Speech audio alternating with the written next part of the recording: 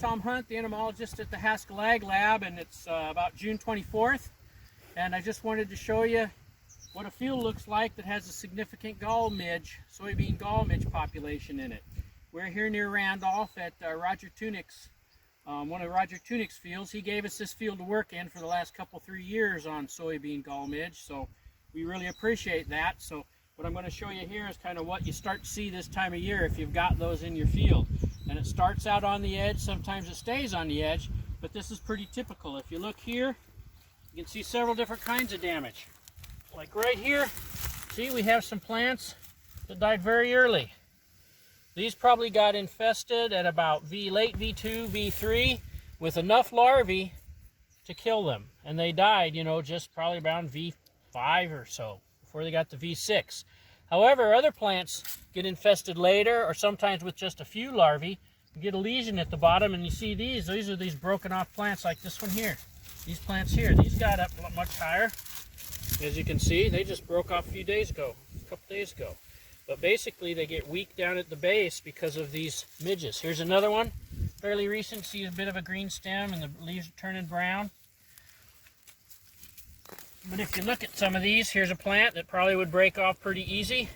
You can see this lesion area down here. We ripped this open. Often you can see larvae, and there's one of those orange larvae. That's a third instar soybean gall midge larvae. And enough of getting that stem to cause this lesion all the way around, and it can just snap right off. One way you can also find it is just to go into the edge of your field and maybe take your arm and push against these plants, and you start to hear snap. If you go down, you look, yep, you got plants that have these lesions again. And rip those open. Heck, there's some larvae right there. You see those bright orange larvae? Those are the third instar larvae. Those are the ones that are going to drop to the ground, and then there'll be a larvae in the ground for a few days, pupate, and then come out as an adult, probably fly around and infest another plant. Finally, towards the end of the year, they're going to go to ground, and then that population will overwinter. And then the beans that are going to be grown across the road here, which is now corn, those will be at risk next year. So next year, we're going to talk to Roger, and we'll try to work over there, but we'll also have to protect the beans along this road. This field right here will probably go to corn again.